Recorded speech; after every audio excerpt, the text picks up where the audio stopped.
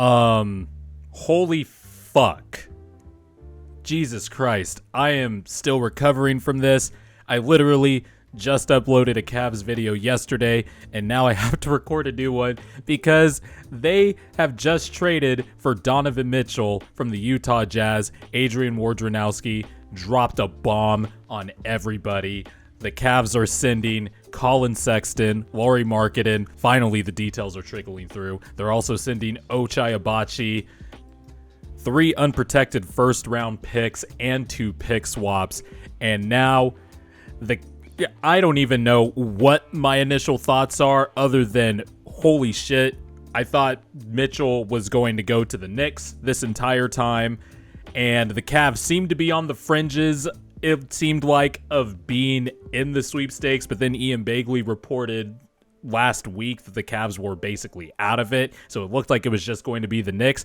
But my God, the Cavs went all in, and they didn't have to give up their core big three of Evan Mobley, Jarrett Allen, and Darius Garland. Now the Cavs have an all-star backcourt. I thought Donovan Mitchell started becoming severely underrated this summer based on how everybody was talking about him and based on how the discourse was going. But my God, now they have an elite backcourt, an elite offensive backcourt to pair with 2 elite defensive bigs in Jarrett Allen and Evan Mobley, who I covered it in my video yesterday, but they could cover the perimeter everywhere.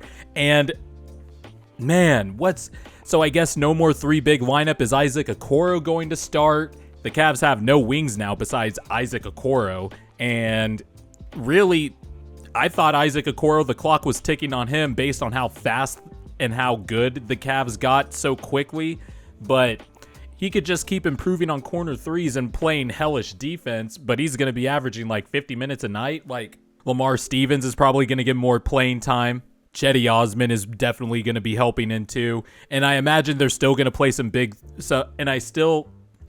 I don't even know what to say. I mean, I imagine they're still going to play 3 bigs. I mean, Kevin Love is still on the team, a 6th Man of the Year candidate last year, so they could still go with that. But man, I mean, my first blush reaction, my first too early, this is probably going to age poorly take, is that the Cavs went from a playoff lock to now they're maybe knocking on the tier 2 that I was talking about of doorstep of contendership.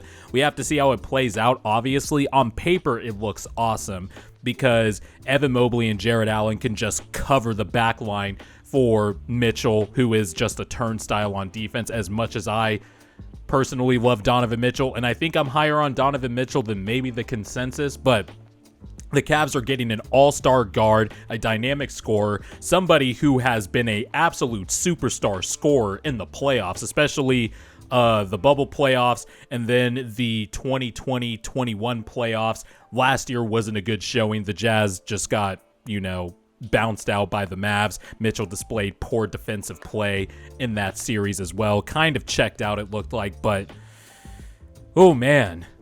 And then all it took for Danny Ainge was 3 months to basically nuke the entire roster, the entire Jazz roster. Now he has all these draft picks again, sounds familiar, and has, some young players to work with. I still like Colin Sexton more than most. Ochai Agbaji is a very, solid player out of the draft, a 3-and-D wing like we talked about in the last video.